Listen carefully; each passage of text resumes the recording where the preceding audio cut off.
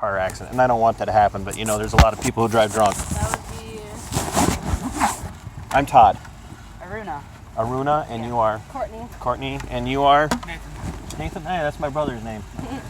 He used to be a deputy here in Freeborn County for about 10 years. Oh. So, I didn't miss anybody, did I?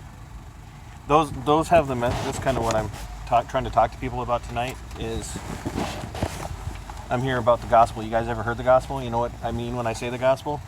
Yes. Oh, I probably shouldn't touch your car. It's fancy. It's got a backing camera and everything.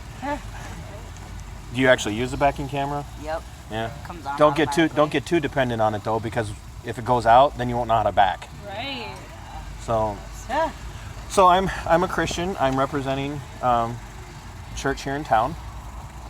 I'm an actual Christian. I'm not some weird flaky. I'm gonna make you. That's what people have been saying. So we wanted to come stop I'm not gonna kidnap you and make you join some weird cult and where you have to shave your head and dance around an airport and say funny things like the Hare Krishnas. We're actually a church here in town. We've been in town for about 5 years, and we're passionate about people because we love them, because we believe, as Scripture teaches, that everybody's made in the image of God.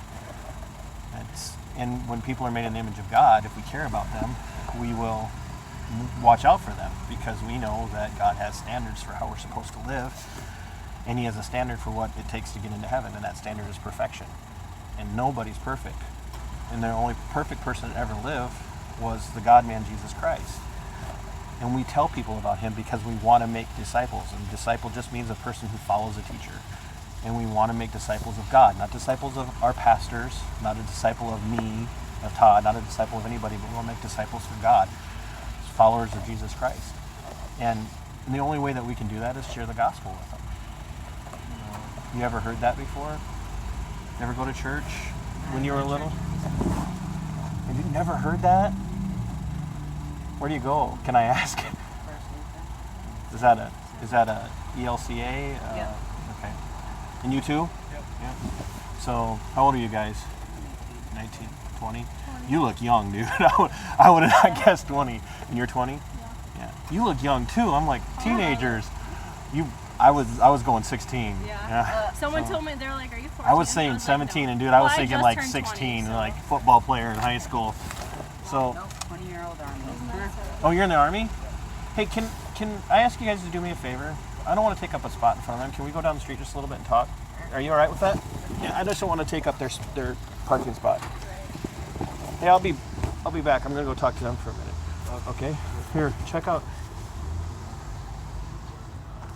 our church, and if I get a chance, I'll talk to you again here in a little bit.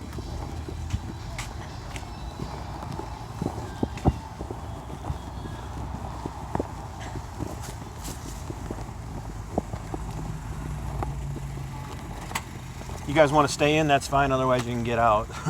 I don't care. Might as well stop the car.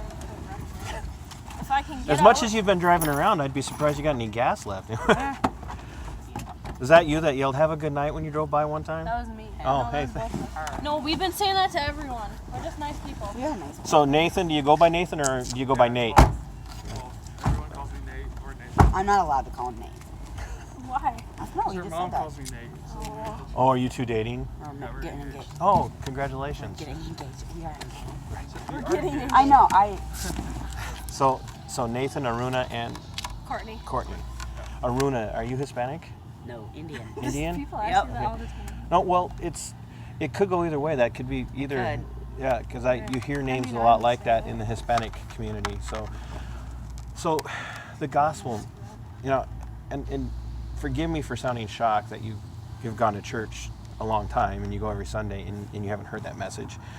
Yeah. Because even though I might have some differences with some things at the LCA, I would still be hopeful that they would talk about the gospel, Well, yeah. And so the gospel is it's an English word, obviously, that comes from a Greek word that means the good news.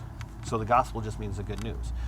And it used to be used in a way that anytime somebody had news that was positive, they'd say, oh, this person's bringing the gospel. But when Christ came, the gospel message, that word changed to become specifically related to Christ because of how much it was used. Because the good news was, you're a sinner and you need a Savior. Cuidado, Wilmer. Adios. And it sounds funny to say the good news is you're a rotten sinner who needs a Savior, but that's why it's good news, is because we are all of us. Me, Todd, Aruna, Nathan, Courtney. People forget. It's not, well, you know how many people I've talked to tonight? Probably not. Just out here, I've probably talked to 30 people already tonight, and I'm like struggling to remember names. So I will say your names like 18 more times as I'm talking to you, just so I have it in here. So here's the problem. None of us is perfect, right? How many lies have you told? A lot. I mean, Courtney, can you list the number of times you've lied? No. Notice I didn't ask you if you've lied. I asked you how many times you've lied, right? Yeah. What about you, Nathan? Yeah. Too many to count. Have you ever stolen anything? Sadly. Yeah, right? And so the question is it only stealing if you're a certain age? Or is it stealing when you're 3 years old and you're sitting next to your friend and they have a toy you want and you decide to take it and you take it home with you? That's theft. It's stealing, right? You learn at a young age. Right? And so then here's a tough one. You guys are engaged. You're in the military. I know how, I was in the Army. I was at the 82nd Airborne Division. So I was in Germany for a little while and I was at Fort Bragg. I was a red-blooded American male. Have you ever committed adultery? Yeah. Have you ever, or fornicated? So have you ever had a sexual relationship with somebody that was married, or have you ever had a sexual relationship with somebody that you weren't married to, or sex outside of marriage? That's fornication. And now you're like, okay, well, that's kind of personal, but Jesus addressed that. Jesus talks about that in the Sermon on the Mount in Matthew 5, 6, and 7. He said, you have heard it said of days of old, thou shalt not commit adultery. But I tell you, if you even look with lust, you're already guilty of adultery in your heart. How about Think this? about it. Courtney, have you ever murdered anybody? No. Aruna, have you ever murdered anybody? Have you ever murdered anybody? And I'm not talking about military stuff. Oh. Hey, man. You too. I really enjoyed our conversation earlier. Be safe. Drive careful. Where was I? Murder. Oh. Well, Jesus says in the same Sermon on the Mount, he says, if you so much as hate someone in your heart, you're guilty of murder. And he lists hatred as even thinking somebody is less than you. Like, you look at somebody and go, man, that guy's a fool. Or that guy's an idiot. And there's a word that it actually shows. It doesn't translate well, is my understanding. It's called raka. It's a word raka, and it just doesn't translate well. But it basically means you're calling somebody a fool when you're angry at them, because you're angry and you just want to be hurtful. So that's in God's eyes, that's murder. How about this? Have you ever wanted something that somebody else had that you had no right to? You're supposed Like somebody's got a really nice car, and you're like, Yeah. oh man, I would die for that car. I'd actually kill him for that car. You know, that's Yeah. God calls that coveting. And that means just to want something that you don't have a right to want. How about this? You guys are all obviously old enough to be considered adults in society's eyes, but you're not that far removed from living underneath your parents' authority. When you were growing up, did you obey them Nope. perfectly? But now that I look back, now that, you know. You wish you would have. Yeah. Right. Right? You know, it would result in a lot less heartache for most of us if we would have been obedient to our parents at a much younger age. Right. And so God, that's one of the 10 commandments. And it's actually one of the first commandments that has a promise. It says if you obey your parents, it'll go well with you and you'll have a long life. You read that in Ephesians chapter 6 where Paul is writing to the church in Ephesus, and he tells his children, obey your parents so that it'll go well with you. Now that doesn't mean the minute you disobey your parents, God's going to strike you dead, and if you're perfectly obedient, which no one can do, you're just never going to be perfectly obedient to your parents. You're going to all of a sudden you're going to live to be 195 years old, or whatever you consider a long life to be. There are days I think 47 is a long ways, or is old, because that's next year, and I'm like, I never thought I was going to make it that long. So all of those are in the 10 Commandments, and see, that's God's perfect moral law. It's His perfect standard.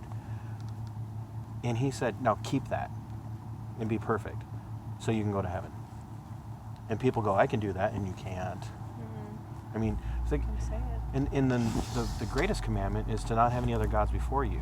And in the New Testament, Jesus says, they come and ask Jesus, what is the greatest commandment? And the greatest commandment is, love the Lord your God with all your heart, with all your soul, with all your mind, with all your strength. And I promise you right now, Nathan is loving you more than he loves God.